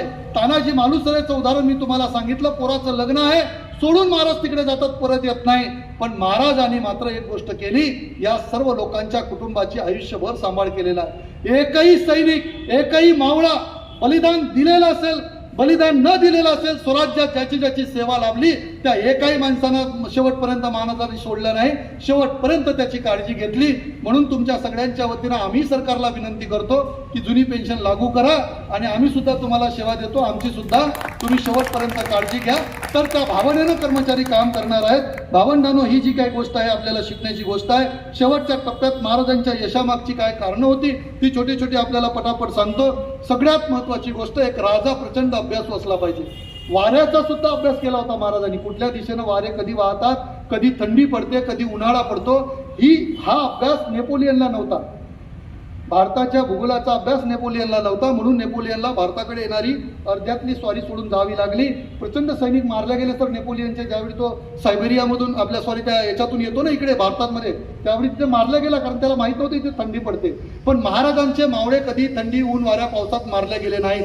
त्याचं कारण असं आहे, त्यांना त्याचा अभ्यास होता. भूगोलाचा, नक्षत्रांचा महाराजांनी अभ्यास केला होता. चांदण्यांच्या स्थानावरून महाराज आपल्या योजना आखत होते. इतका मोठा अभ्यास महाराजांना होता, लक्षात घ्या. आणि म्हणून प्रचंड अभ्यास महाराजांनी केला. धर्मशास्त्राचा अभ्यास महाराजांचा होता. म्हणून कोणत्याच धर्मियांना महाराजांनी दुखावलं नाही आणि कोणत्याच धर्मियांची महाराजांनी कधी बाजू घेतली नाही. ज्यावेळी रायगड बांधला गेला त्यावेळी जगदीश्वराचं मंदिर महाराजांसाठी बांधलं. महाराजांनी हिरोजी इंदलकरांना बोलवलं आणि विचारलं, हिरोजी इतका सुंदर रायगड आपण बांधला, माझ्यासाठी जगदीश्वराचं मंदिर बांधलं, मी तिथे प्रार्थना करेल, माझे सैनिक तिथे प्रार्थना करतील, पण माझ्या सैन्यांमध्ये असलेल्या मुसलमानांचं काय, त्यांच्यासाठी मस्जिद तुम्ही कुठं बांधली नाही, जा आणि तिथे पहिल्यांदा मस्जिद बांधा सांगणारा हा राजा आहे. हे धर्माबद्दलचे महाराजांचे विचार आहे. परधर्मातल्या पुराण हाती लागलं असेल, एखादा धर्मग्रंथ हाती लागला असेल तर तो धर्मग्रंथ, तो धर्म मानणारा जो कोणी माणूस असेल त्याच्याकडे सन्मान देऊ म्हणून सांगणारा माणूस आहे. पण आपलं दुर्दैव, धर्माच्या नावावर, महाराजांच्या नावावर आपण या देशामध्ये कित्येक दंगली घडवल्या. आज आपण सगळे लोक अत्यंत चांगले आहोत. तुमचं सगळ्यांचं अभिनंदन करतो भावंडांनो. कर्मचारी असून सुद्धा आपण इतक्या चांगल्या पद्धतीनं महाराजांची जयंती साजरी करता. खऱ्या अर्थानं आपला हा महाराष्ट्र जो दंगलमुक्त झाला असेल तो अशा इतिहासातून दंगलमुक्त झालेला आहे. आपण नवा इतिहास, चांगला इतिहास ज्यावेळी सांगतो त्याच्यातून हे पुढे जातं. परराष्ट्र व्यवहाराचं खूप चांगलं आकलन महाराजाला होतं. परराष्ट्र धोरणाबद्दल महाराजांची जी तत्व होती अत्यंत चांगली होती. ज्यावेळी फ्रेंच, डच भारतामध्ये आले, वखारी काढण्याचा परवाना महाराजांना मागू लागले, त्यावेळी महाराजांनी यांना परवाना दिला, पण यांच्यावर एक अट घातली की तुम्ही समुद्र किनाऱ्यावरच तुमची वखार काढायची, आतमध्ये येऊन काढता येणार नाही. कारण व्यापार करायला आले आणि पुढे राज्यकर्ते झाले. हा इतिहास इंग्रजांचा आपल्याला माहित आहे. पण महाराजांना तिथंच थांबवलं आणि आपल्या सरदारांशी चर्चा करताना महाराजांनी अशी चर्चा केलेली आहे की हे वखार करणारे लोक, हे फिरंगी कधीतरी आपल्यामध्ये येऊन घुसपेट करू शकतात, म्हणून याला किनाऱ्यावरच ठेवा. उद्या छाटून काढायचं काम पडलं तरी तिथल्या तिथं निपटवता येते, आपल्या आतमध्ये यांना येऊ द्यायचं नाही. हे परराष्ट्र धोरण होतं. आज मल्टीनॅशनल कंपनीच्या नावानं काय होतं याच्यावर बोलण्यास आता वेळ कमी असल्यामुळे मी बोलत नाही. तुम्ही फक्त माझ्या भावना समजून घेत चला. तुम्ही सगळे जाणकार आहेत, याचा अभ्यास आपण सगळे लोक करता. भावंडांनो, या सगळ्या गोष्टी आहे. भूगोलाचा अभ्यास होता, इतिहासाचा मी तुम्हाला सांगितलं, इतिहासाचा महाराजांना प्रचंड मोठा अभ्यास होता आणि सगळ्यात जास्त मानसशास्त्राचा अभ्यास होता. सर आज सायकोलॉजी हा विषय आपल्या देशात बाप झालेला आहे. आज कोणी शिकवत नाही, एका दुसरा माणूस उत्सुकता म्हणून घेतो, पण जगाचा सगळा व्यवहार हा मानसशास्त्रावर चालतो. आपले कर्मचारी, आपलं ऑफिस, आमची शाळा, आमचे विद्यार्थी, आपलं जीवन, आपल्या घरचे कुटुंब, नातेसंबंध, हे सगळ्याच्या सगळे मानसशास्त्रावर चालते. मन करारे प्रसन्न सर्व सिद्धीचे कारण असं तुकाराम महाराजांनी सांगितलेलं आहे. मन वडाय वडाय उभ्या पिकातलं ढोरं फिरी हाकला, किती हाकला हाकला फिरी जाई पिकावर, एवढा मनाचा सिद्धांत बहिणाबाईंनी सांगितलेला आहे. मनावरच्याच संशोधनामुळे बुद्धांनी दुःखाचं कारण शोधू शकले आहेत. हा जगातला पहिला सायकोलॉजिस्ट आहे तथागत गौतम बुद्ध, लक्षात घ्या. हा आपल्या देशात, हे सगळे माणसं आपल्या देशात जन्माला आले. आपण मात्र एवढे करंटे आहोत की या माणसांचं मूल्य आपल्याला समजू शकलं नाही. भावंडांनो, मनाच्या शास्त्राचा उत्तम वापर शिवाजी महाराजांनी केला. एक छोटंसं उदाहरण सांगतो सर, 2-4 मिनिटं जास्त होईल, पण काही घाबरू नका. मी पुन्हा काही येणार नाहीये, कारण एकदा गेलो तिथं पुन्हा व्याख्यानाला जात नाही. भरपूर ठिकाणी जायचं असल्यामुळे. भावंडांनो, अफजल खान ज्यावेळी विजापूरच्या दरबारातून महाराजांना संपवण्याची सुपारी घेऊन विडा उचलून महाराजांच्या स्वराज्याकडे यायला निघाला, त्यावेळी जिजाऊंनी अनेक मानसशास्त्राचे प्रयोग केले. त्यातला एक प्रयोग फक्त तुम्हाला सांगतो. हेरांना बोलवलं आणि जिजाऊ आणि शिवाजी महाराजांनी हेरांना सांगितलं, तुम्ही विजापूरच्या त्या सगळ्या सैन्यांमध्ये जा अफजल खानाच्या, आणि जाऊन एक अफवा पसरवा. काय अफवा पसरवायची होती तर अफजल खान जसा तिथून बाहेर पडला तशा जनानखान्यातल्या सर्व बायका त्यांनी मारून टाकल्या. कोणी? अफजल खानाने. हेरांनी विचारलं, आऊसाहेब हे सांगितल्याच्या नंतर सैनिक विचारतील का मारल्या, तर जिजाऊ म्हणतात, याच प्रश्नाच्या उत्तरात तुमच्या राजाचं यश लपलेलं आहे, योग्य पद्धतीनं कामगिरी बजावा. आणि उत्तर सांगितलं जिजाऊनी, असं उत्तर सांगा की अफजल खान हा प्रचंड शूर, अफजल खान हा प्रचंड पराक्रमी, अफजल खानाकडे सैन्य जास्त, हे सगळं जरी असलं तरी अफजल खानाला असं वाटते की शिवाजी महाराज फार ग्रेट आहेत आणि मी भेटायला तर चाललो पण परत जिवंत येण्याची काही शक्यता नाही. मला शिवाजी मारल्याशिवाय संपवणार नाही आणि मीच जर जिवंत वापस येणार नसेल तर माझी बायको पोरं कोणासाठी ठेवायची, बायका कोणासाठी ठेवायच्या, म्हणून सगळ्या बायका अफजल खानाने मारून टाकल्या, असं उत्तर द्या म्हणून सांगितलं. तिसरा प्रश्न हेरांनी विचारला, आऊसाहेब यांनी होणार काय, तर जिजाऊ सांगतात की बहिरजी, या गोष्टीने हे होईल की जे सैनिक अफजल खानासोबत लढायला येत आहे त्यांचं मनोबल खचेल आणि मनोबल खचलेले सैनिक कधीच विजयी होऊ शकत नाही. हा मानसशास्त्रीय प्रयोग जिजाऊंनी केला होता आणि हे यश हेच मिळालंय. पुढे जेव्हा अफजल खान वाईपर्यंत आला दुसरा प्रयोग केला. शिवाजी महाराजांनी आपला वकील पाठवून अफजल खानाला सांगितलं की शिवाजी महाराज इतके घाबरलेले आहेत की ते म्हणतात की अफजल खानाच्या समोर सुद्धा जायला नको. आता अफजल खानाने यावं आणि पाहिजे ते घेऊन जावं, फक्त मला जीवनदान द्यावं, म्हणून आपली विनंती आमची मान्य करा आणि कृपया इथेच थांबा. आता हे जे दोन दुर्गुण होते अफजल खानाचे, जिजाऊंनी सगळी माहिती मागवली होती अफजल खानाची. रुस्तमे जमान नावाचा एक माणूस आहे. पहा, हे युद्ध जर धर्माचं युद्ध असतं तर मुसलमानाच्या विरोधातली माहिती मुसलमानांनी दिली नसती. रणदुल्ला खान नावाचा एक सरदार होता. ज्यावेळी शिवाजी महाराजांचे वडील शाहिस्ते खान शहाजी राजे हे ज्यावेळी आदिलशाहीमध्ये होते त्यावेळी ते रणदुल्ला खान सुद्धा तिथे होते, दोघं मित्र. आणि रणदुल्ला खानाचा मुलगा रुस्तमे जमान, त्याने माहिती पाठवली की अफजल खान हा येतोय चालून, याचा योग्य बंदोबस्त करा. त्याचं सगळं वर्णन पाठवलं. त्यावेळी जिजाऊंनी अधिकची माहिती हेरांना आणायला सांगितली की जा आणि अफजल खानाचा स्वभाव कसा आहे त्याची माहिती आणा.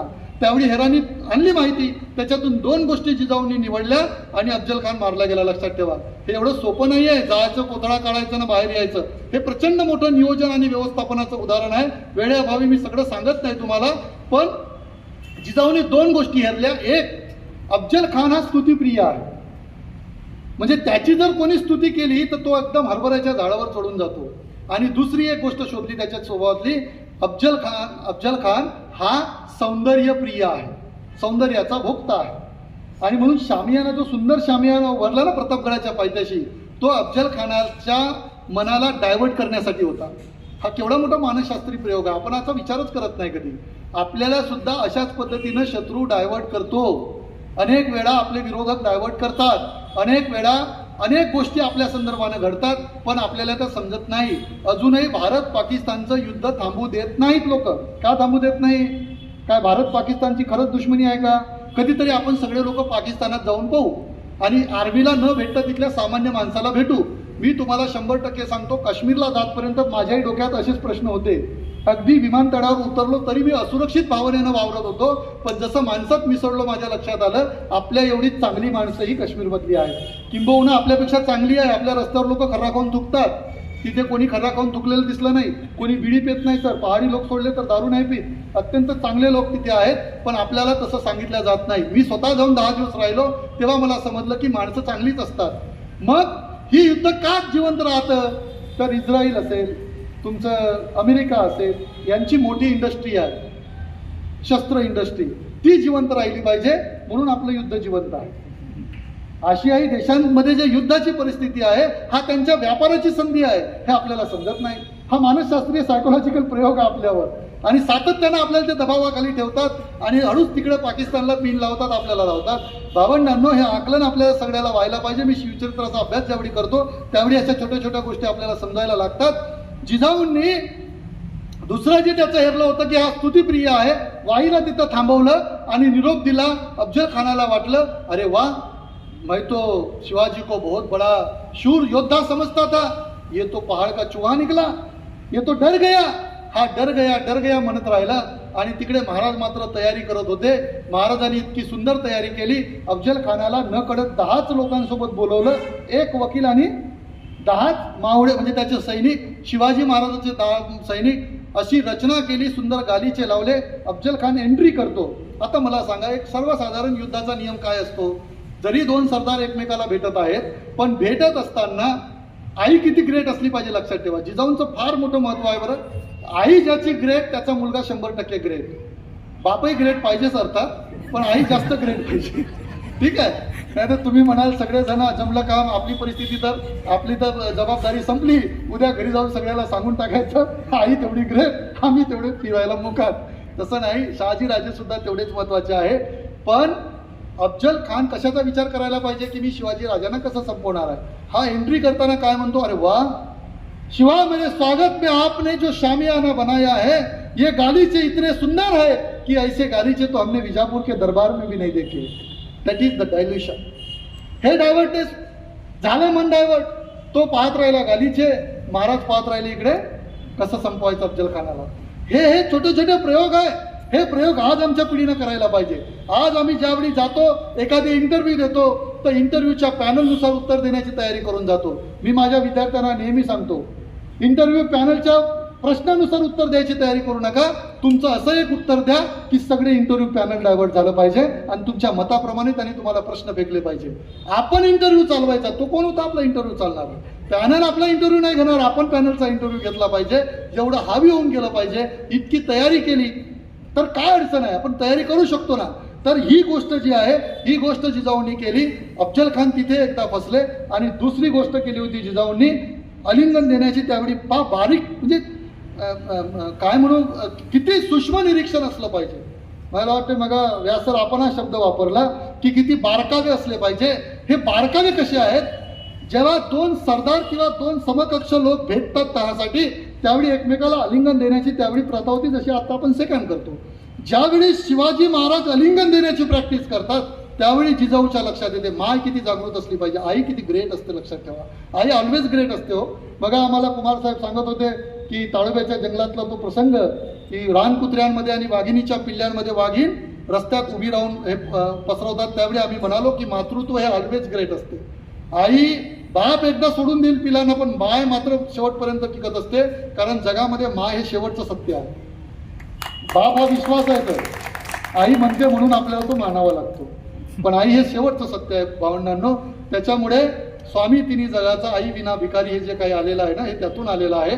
तर जिजाऊंच्याही लक्षात आलं ज्यावेळी आलिंगन देण्याची प्रॅक्टिस होती की शिवाजी महाराजांचे दोन्ही हात कुठे राहणार आहे, अफजल खानाच्या पाठीशी राहील. आणि अफजल खानाची जेवढी उंची आहे त्या उंचीला बघता शिवाजी महाराज त्यांना नाही दाबू शकत, पण शिवाजी महाराजाला अफजल खान सहज दाबून टाकेल आणि कमरेला असलेली तलवार महाराज कसे काढतील. म्हणून जिजाऊ म्हणतात, नाही नाही, एक गोष्ट कमी राहिली, आपल्याला असं शस्त्र पाहिजे का जे कमरेला नव्हे महाराजांच्या हातात असलं पाहिजे. आणि तिथून ते वाघनखाची कल्पना आलेली आहे. काय नियोजन असेल, काय प्लॅनिंग आहे. एक एक गोष्ट, छोटी छोटी गोष्ट लक्षात घेतलेली आहे आणि मग ती वाघनखं बनवल्या गेली. अशी जर पाहिली तर ती सुंदर दागिन्यासारखी दिसते आणि पलटवली तर ती शस्त्रासारखी वापरता येते. म्हणून अफजल खान संपवता आला आणि शिवाजी राजांना हे युद्ध जिंकता आलं. लक्षात ठेवा. अदरवाईज अफजल खानांचं जेवढं वर्णन तुम्ही इतिहासात ऐकाल ना, हा माणूस कोण्याच अंगाने शिवाजी महाराजाच्या हातून मारला जाऊ शकत नाही. इतका धूर्त, लबाड, कपटी, क्षणार्धात प्लॅनिंग चेंज करणारा आणि प्रचंड ताकद असलेला आणि खूप सारं सैन्य घेऊन आलेला माणूस आहे. म्हणून भावंडांनो, एक लक्षात ठेवा, आजच्या आमच्या पिढीला आपण हे सांगायची गरज आहे की स्वतःच्या जगण्याचं सुद्धा इतकं सुंदर नियोजन केलं पाहिजे. महाराजांनी तर मरण्याचं सुद्धा, मरण्यानंतरचं सुद्धा नियोजन केलं होतं. ज्यावेळी भेटीला निघाले अफजल खानाच्या, यशाची कंकाकडे जबाबदारी दिली. यशाजी, जर या भेटीत काही दगाफटका झाला आणि मी मारला गेलो तरी तुमचं एकच काम, तुम्ही फक्त अफजल खानाला संपवायचं, वापस नाही जाऊ द्यायचा. महाराज मेले, राजा मेला याचं दुःख नाही करायचं, तुम्हाला शत्रू संपवायचा आहे. म्हणजे मरणानंतरचं सुद्धा नियोजन आहे. आज आमच्या पिढीपुढं जगण्याचं सुद्धा नियोजन नाही.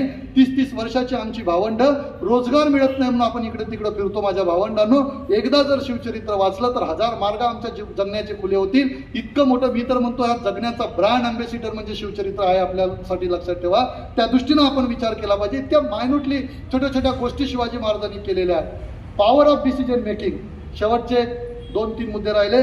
पॉवर ऑफ सांगू ना की वेळ नाही झालाय ना? Okay, thank you. Power of decision making, निर्णय क्षमता कशी असली पाहिजे. आज या गोष्टीसाठी सुद्धा आपण झगडतोय. आज आपल्याकडे सगळ्या सिस्टीममध्ये डिसिजन मेकिंग लॅक ऑफ आहे. निर्णय योग्य पद्धतीने कशी घ्यायची हे आमच्या पुढची अडचण आहे. महाराजांनी किती सुंदर पद्धतीने निर्णय घेतले, लक्षात ठेवा. 1-2च उदाहरणं सांगतो मी तुम्हाला. शाहिस्तेखान माहिती आहे तुम्हाला? मी हे उदाहरणं याच्यासाठी घेतोय जाणीवपूर्वक, कारण हीच उदाहरणं सांगू सांगू आपल्या देशात हिंदू मुस्लिम देश पेरला गेलाय. हीच उदाहरणं सांगू सांगू माणसांमध्ये भेद निर्माण झालाय. मी तीच उदाहरणं तुम्हाला व्यवस्थापन आणि नियोजन शास्त्राच्या दृष्टीनं सांगतोय. या शाहिस्तेखानाची बोटं छाटली. कुठं छाटली सर? लाल महालामध्ये.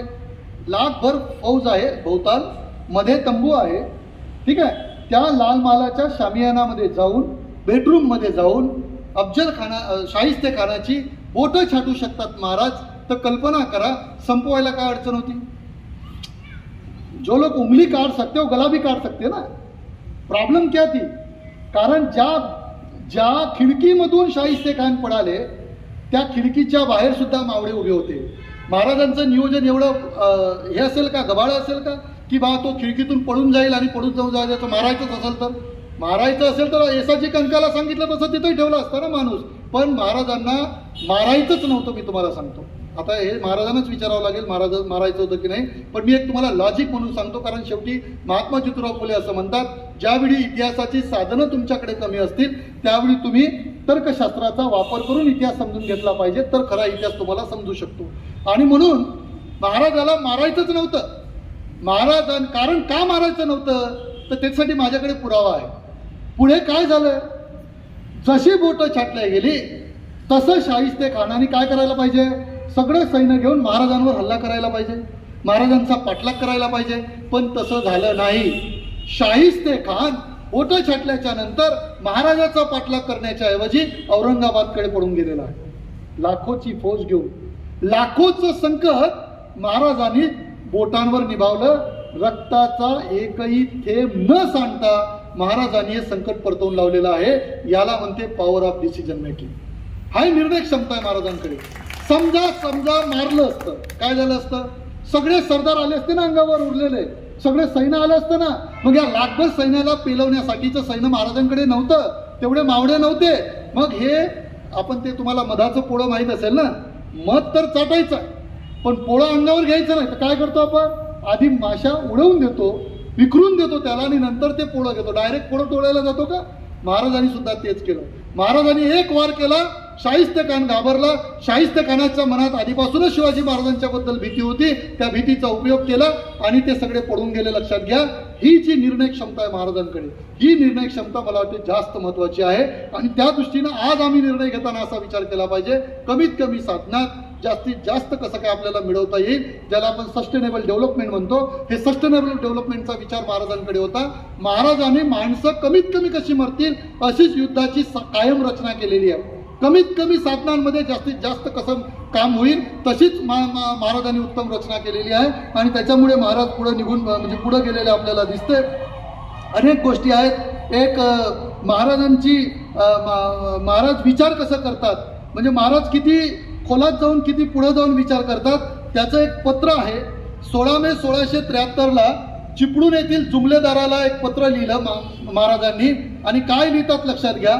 महाराज लिखतात, शेतकऱ्यांना काडीचाही त्रास देऊ नका, त्यांच्याकडून विना मोबदला गवत, लाकूड, फाटे, भाजीपाला घेऊ नका. शेतकऱ्यांना त्रास द्याल तर त्यांचा तडतडाट लागेल, पाप लागेल म्हणतो ना आपण, तडतडाट लागेल. संध्याकाळी पुढे हे तर मी सांगितलं तुम्हाला, पुढे ऐका. संध्याकाळी झोपताना तेलवातीचे दिवे, आगटी, रंधनाळे विझवून झोपत जावा. अन्यथा उंदीर दिव्याची तेलवात घेऊन जाईल, आग लागेल, चाळा जळून खाक होईल, मग जनावरांना चारा मिळणार नाही आणि शेतकऱ्यांच्या पुढे मोठं संकट उभं राहील. एखाद्या राजाने म्हणजे सैन्यांची छावणी कुठं पडणार आहे, तिथे पडल्याच्या नंतर कोणती दुर्घटना होऊ शकते. डिझास्टर मॅनेजमेंटचा काय उत्कृष्ट नमुना आहे. आपल्याकडे पूर येतो, पूर आल्यावर कमिटी बसते, कमिटी मस्त चर्चा करते, 2-4 पाण्याचा अहवाल देते. त्या अहवाल पुढचा पूर येतपर्यंत कोणीच उघडून पाहत नाही. आणि आपण डिझास्टर मॅनेजमेंटच्या चर्चा करतो. आपल्याकडे मोठमोठ्या यंत्रणा आहेत, आपल्याकडे NDRF सारख्या यंत्रणा उभ्या केल्या, पण पूर आल्यावर चर्चा सुरू, पूर संपला की चर्चा बंद. दुष्काळ पडला की चर्चा सुरू, दुष्काळ पडला की चर्चा बंद. महाराज मात्र प्रिव्हेन्शन इज बेटर दॅन क्युअरचं तत्व या ठिकाणी लागू करतात आणि सैनिकांना सांगतात, तुमचे दिवे विझवा. जर उद्या असं काही झालं आणि जळलं तर शेतकऱ्याचं नुकसान होईल. याच्या पुढे या आज्ञापत्रात म्हणतात, असे झाल्यास आपला तो गुन्हा समजून तुमच्यावर ते पाप लागेल, म्हणजे तुम्हाला त्याची भरपाई द्यावं लागेल. अशा पद्धतीचा आदेश शिवाजी महाराज देतात. माझ्या रयतेच्या भाजीच्या देठालाही हात लावू नका असा आदेश महाराज देतात. ही जी सूक्ष्मता आहे, ही जी त्यांचं राज्य कारभार करताना, एक पॉलिसी तयार करताना, एक व्यवस्था निर्माण करताना या बारीक सारीक गोष्टी महाराजांनी सांगितल्या. आणि या केवळ महाराजांच्या काळात नाही, सर महाराज जाने के बाद भी इसी चीज को फॉलो किया मराठों ने, इसी चीज को आखिरी तक अगदी अहिल्याबाईंच्या काळापर्यंत मराठे हेच फॉलो करत राहिले की रयतेचं नुकसान झालं नाही पाहिजे म्हणून महाराज ग्रेट होते. उलट आजूबाजूला सगळे लोक रयतेचं शोषण करत होते. एक शोषण करणारा राजा, दुसरा पोषण करणारा राजा, याच्यातलं अंतर तर सर्वसामान्य माणूस सुद्धा समजू शकते. हेच अंतर रयतेला समजलं आणि म्हणून रयतेनं स्वराज्याला स्वतःचं राज्य मानलं. माझ्या भावंडांनो, आज आपल्या सगळ्यांच्या पुढे हे शिवचरित्र मांडत असताना, या सगळ्या गोष्टी आपल्या पुढे ठेवत असताना मला एक सगळ्यात शेवटचा मुद्दा तुमच्या सगळ्या व्यवसायाच्या दृष्टीनं, आमच्या सगळ्यांच्या जगण्याच्या दृष्टीनं महत्त्वाचा आहे, तो मांडतो आणि थांबतो. तो म्हणजे कॅल्क्युलेट रिस्क मॅनेजमेंट. हा सुद्धा एक मोठं तत्व शिवचरित्रात तुम्हाला शोधलं तर सापडेल. एकदम कॅल्क्युलेट रिस्क मॅनेजमेंट होती महाराजांची. महाराजांचं सगळं ठरलेलं होतं की काय करायचं, कधी करायचं, किती करायचं, कुठपर्यंत जायचं. आता लोक म्हणतात ना असं ते मराठ्यांच्या बद्दल की शिवाजी महाराज म्हणजे कधी काय म्हणते मोडेल पण वाकणार नाही. असं होऊ शकते का? बरं मला एक सांगा, मोडल्यावर वाकण्यासाठी काही शिल्लक राहतं का? असं कधीच महाराजांचं धोरण नव्हतं. 2 पावलं प्रसंग आला तर मागे यायचं पण जिवंत राहायचं.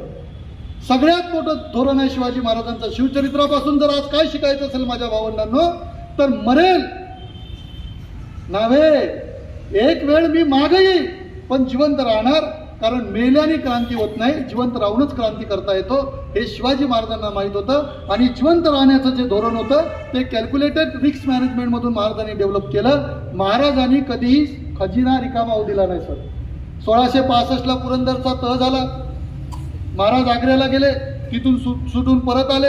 हे जे सुटून परत आले ना, हे पेटाऱ्या मधून आले मिठाईच्या एवढं सोपं नाही आहे. सर आप तो बिहार के हो, आप तो जानते हो कि आगरा से यहाँ तक आने का क्या समय लगता है.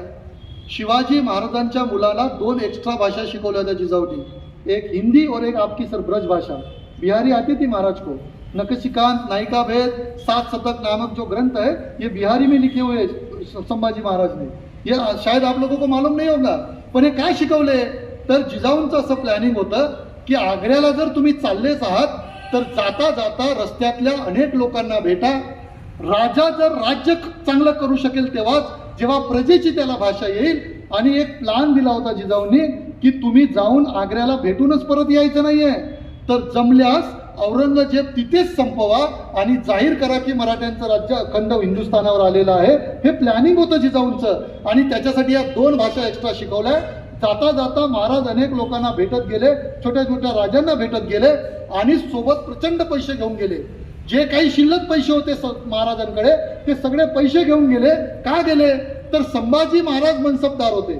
त्याच्यामुळे महाराजांना हे माहित होतं काही झालं तरी संभाजी राजांना अटक होऊ शकत नाही. संभाजी राजांना अटक झाली नाही.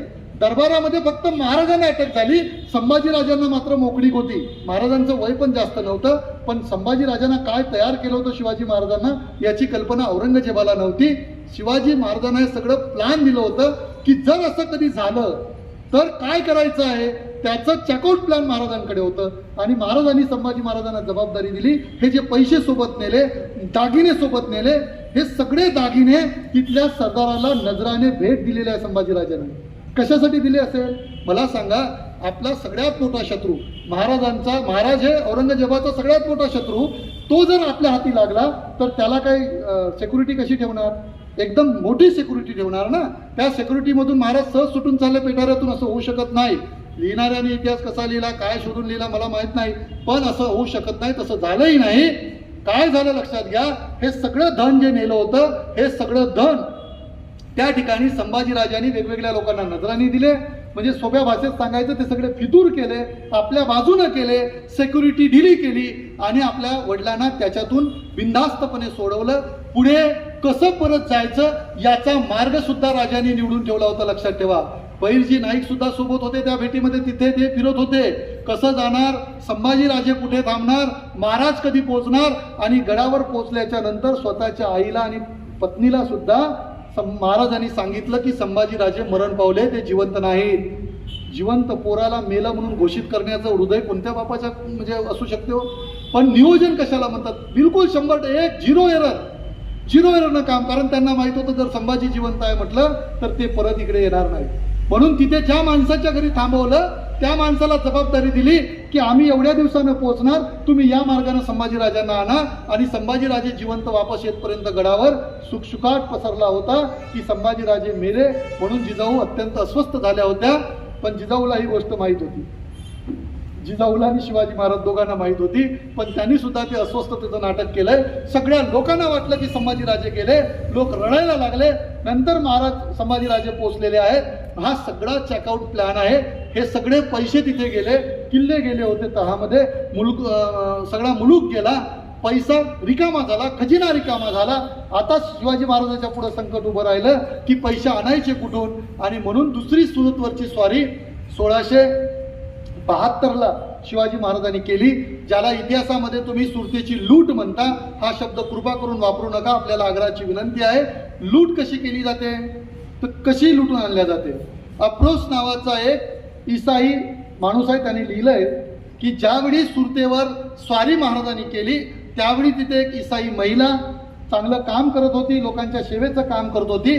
त्यावेळी त्या महिलेची आठवण लिहिलेली आहे की शिवाजी राजांचे सैन्य माझ्या घराच्या अवतीभोवती फिरत होते, सगळीकडून धनद्रव्य नेत होते, पण माझ्या घरी मात्र हे आले नाही आणि माझ्या कुठल्याही संपत्तीची नासधूस केली नाही.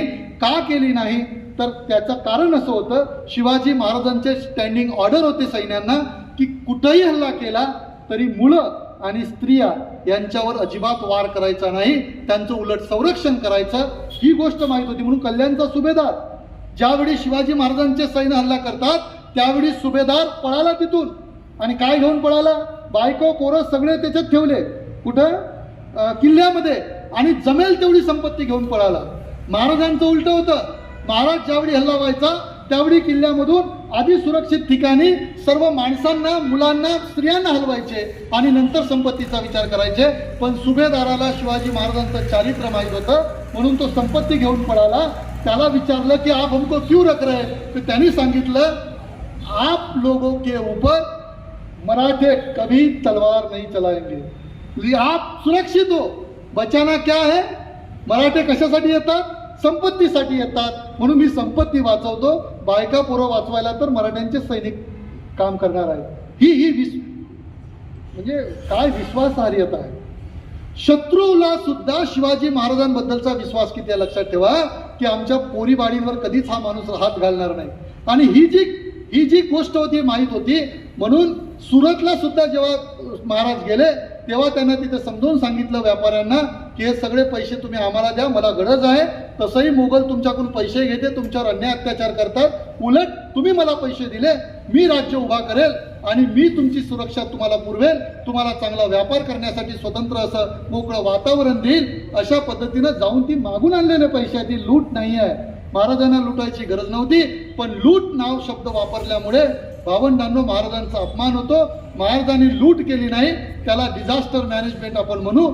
संपलेला खजिना भरून काढला, अशा अनेक ठिकाणी केलेलं आहे महाराजांनी. बुरहानपूर बरेच वेळा, बुरहानपूरच्या मार्केटमध्ये अनेक वेळा छापे टाकलेले आहे महाराजांनी. हे तर कोणीही करते. आज लोकशाहीमध्ये सुद्धा निवडणुकीला उभे राहिलेले माणसं पैसे मागतातच ना कंपन्यांना. हे काय ती एक पद्धत आहे. तर त्यावेळी महाराजांनी सुद्धा हे सगळं केलंय. भावंडांनो, ही महाराजांच्या यशाची खरी गुलुकिल्ली होती. महाराजांनी ऑलवेज आपला खजिना रिता होऊ दिला नाही, रिता झाला तो भरून ठेवला, कधीच अडचण जाऊ दिली नाही. शेवटचं एक उदाहरण, मग मी शेवटचं म्हणालो होतो पण पुन्हा एक शेवटचं सांगतोय, मात्र 100% शेवटचं आहे. शेवटचं एक उदाहरण, मॉनिटरी पॉलिसी कशी असली पाहिजे. मी काही तज्ज्ञ नाही आहे, पण बँकेत आलो आणि हे उदाहरण दिलं नाही असं होऊ नये म्हणून मला पडलेला प्रश्न आहे, मी तुमच्याकडून त्याचं उत्तर विचारतोय आहे. महाराजांना एका किल्ल्याच्या डागडुजीचं काम करताना सर सोन्याच्या मूर्त्या सापडल्या आणि या सोन्याच्या मूर्त्या घेऊन महाराज जिजाऊंकडे गेले आणि विचारलं आऊसाहेब या मूर्त्यांचं करायचं काय.